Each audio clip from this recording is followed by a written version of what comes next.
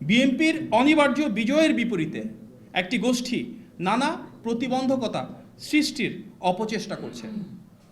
আমরা আজ সকালে গণমাধ্যমে দেখতে পেলাম সৈয়দপুর বিমানবন্দরে ঢাকা থেকে যাওয়ার পর নগদ $1.5 কোটিরও বেশি টাকা সহ ঠাকুরগাঁও জেলা জামাতের আমিরকে আটক করেছে পুলিশ, যেখানে নির্বাচনে অবৈধ অর্থনৈতিক লেনদেন প্রতিহত করতে সকল ব্যাংক, অর্থনৈতিক প্রতিষ্ঠান, ব্যবসায়িক লেনদেন ও কার্যক্রম বন্ধ রয়েছে।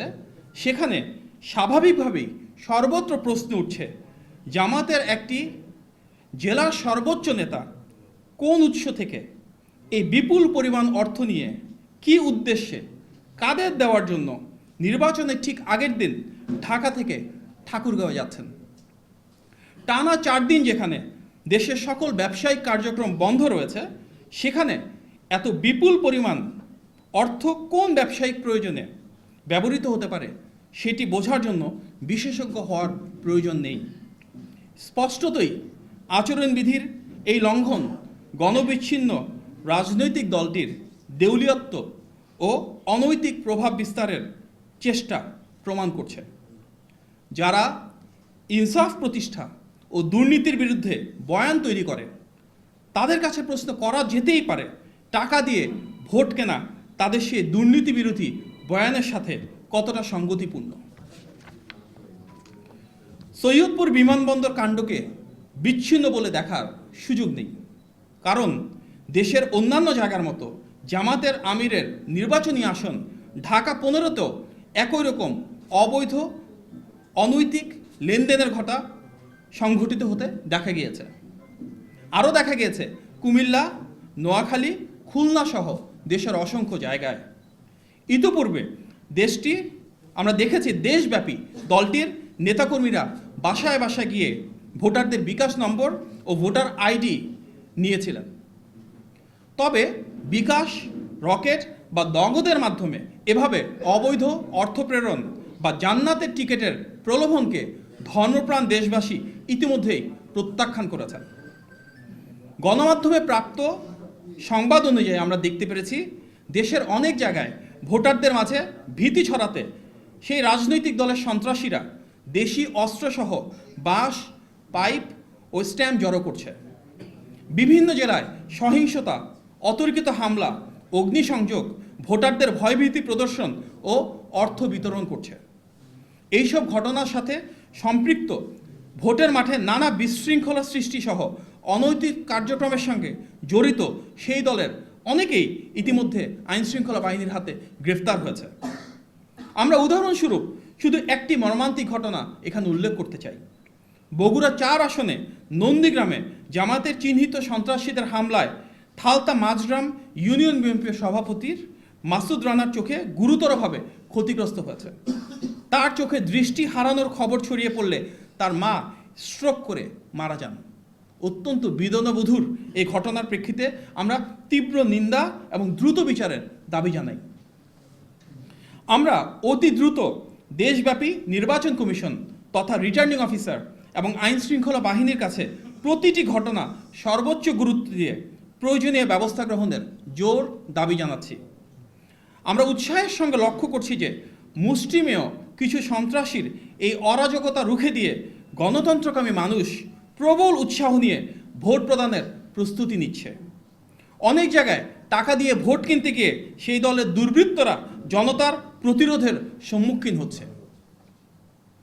শুধু তাই নয়, দেশের বিভিন্ন জায়গা থেকে প্রচুর বোরখা ও নিকাব বানানোর বিষয়ে আমরা জানতে পেরেছি এবং ইসলামী মূল্যবোধের ধারক দল হিসেবে বিএনপি সবসময় বিশ্বাস করে বাংলাদেশের প্রতিটি নাগরিকের কাছে বোরখা ও নিকাব ধর্মীয় সংস্কৃতির একটি অত্যন্ত গুরুত্বপূর্ণ বিষয়। আমরা অবশ্যই নারীদের আব্রু ও পর্দার ব্যাপারে সর্বোচ্চ শ্রদ্ধাশীল, কিন্তু ইসলামী সেই পোশাককে অপব্যবহার করে কেউ যদি মিথ্যা পরিচয়ে জাল ভোট দেওয়ার চেষ্টা করে তাহলে সেটিকে প্রতিরোধ করতে হবে।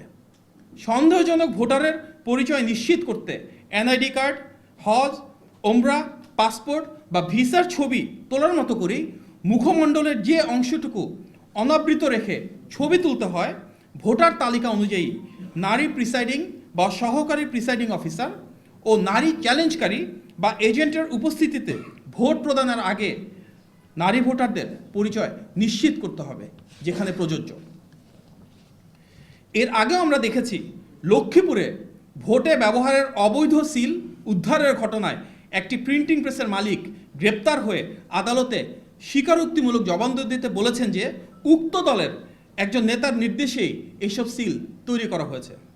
এমনকি তার হোয়াটসঅ্যাপে পাওয়া অর্ডারের তথ্য, জব্দকৃত আলামত ও সংশ্লিষ্ট প্রার্থীর সঙ্গে ঘনিষ্ঠতার প্রমাণও প্রাথমিক তদন্তে পাওয়া গিয়েছে, যা নির্বাচনকে প্রভাবিত করার একটি ষড়যন্ত্রের প্রমাণ।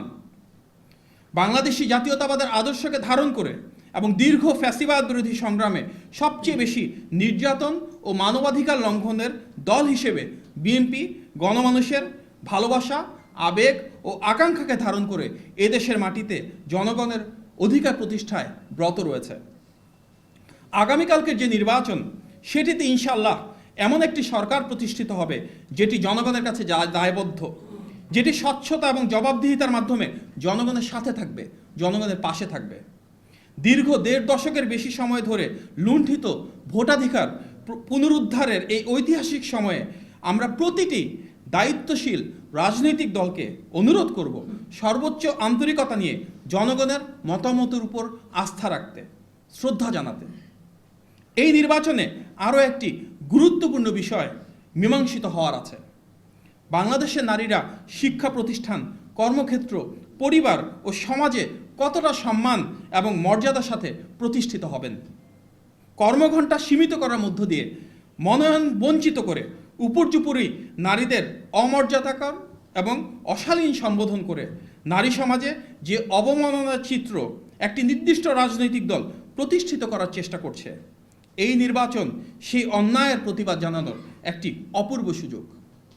বিএনপি চেয়ারম্যান জনাব তারেক রহমান সমাজে নারীদের এই অধিকার প্রতিষ্ঠার প্রত্যয়ে প্রতিজ্ঞাবদ্ধ। আর তাই বিএনপির পক্ষ থেকে সকল গণতন্ত্রকামী রাজনৈতিক দলের প্রতি আমরা আহ্বান জানাই, আসুন সহিংসতা নয়, সবাই শান্তিপূর্ণ নির্বাচনের পরিবেশ নিশ্চিত করি, বজায় রাখি পারস্পরিক সহাবস্থান ও সৌহার্দ্য। সকল ধরনের কারচুপি বা জালিয়াতি রুখে দিয়ে নির্বাচনের যে উৎসমুখর স্বতঃস্ফূর্ত পরিবেশ আজকের গণ আকাঙ্ক্ষা, সেটিকে বাস্তবায়ন করা প্রতিটি রাজনৈতিক দলের দায়িত্ব। এই নির্বাচন কেবল ভোটের অধিকার নয়, এই নির্বাচন দেশের প্রতিটি নাগরিকের অধিকার এবং স্বাধীনতা প্রতিষ্ঠার লড়াই। এই নির্বাচন শহীদ এবং গুম হওয়া প্রতিটি সন্তানের মায়ের প্রত্যাশিত বাংলাদেশ গড়ে তুলবার সংকল্প। এই নির্বাচন আমাদের দেশের স্বাধীনতা ও সার্বভৌমত্ব রক্ষার প্রতীক। আমরা বিশ্বাস করি নেতিবাচক রাজনীতি নয়, ইতিবাচক, জনসম্পৃক্ত ও গণমুখী রাজনীতির ভিত্তি হতে পারে যে নির্বাচন, আগামীকাল তার মাধ্যমে রাষ্ট্রীয় মালিকানা জনগণের কাছে ফেরত আসবে ইনশাআল্লাহ। বাংলাদেশের প্রতিটি নাগরিককে আমরা আহ্বান জানাই, আপনারা কাল সকালে যত দ্রুত সম্ভব ভোট কেন্দ্রে আসুন। এই নির্বাচনে বিজয় হোক বাংলাদেশের, এই নির্বাচনে বিজয় হোক বাংলাদেশের মানুষের। নির্বাচন পরিচালনার সাথে সংশ্লিষ্ট প্রতিটি রাষ্ট্রীয় প্রতিষ্ঠানের সদস্য ও গণতন্ত্রকামী মানুষের প্রতি বিনীত আহ্বান জানাই, আপনারা দেশ ও দেশের মানুষের জন্য গণতন্ত্র ও ভোটাধিকার প্রতিষ্ঠার পক্ষে থাকুন। একটি অবাধ, সুষ্ঠু ও গ্রহণযোগ্য নির্বাচনই নিশ্চিত করবে জনগণের ঐক্য, প্রতিষ্ঠা করবে জনগণের সেই রাষ্ট্রীয় মালিকানা। দেশব্যাপী বিএনপির অপ্রতিরোধ্য জনপ্রিয়তার জোয়ারে আমরা সবাই সামিল হই। গণতন্ত্র রক্ষার প্রমাণিত শক্তি বিএনপির এই অবশ্যম্ভাবী বিজয়ের মিছিলে সবাইকে স্বাগতম। আজকের এই সংবাদ সম্মেলনে উপস্থিত হয়ে ধৈর্য সহকারে আমার বক্তব্য শুনেছেন, কিছুটা বিলম্বিত হয়েছে, তার জন্য ধন্যবাদ এবং কৃতজ্ঞতা জ্ঞাপন করছি। সবাইকে আসসালামু আলাইকুম।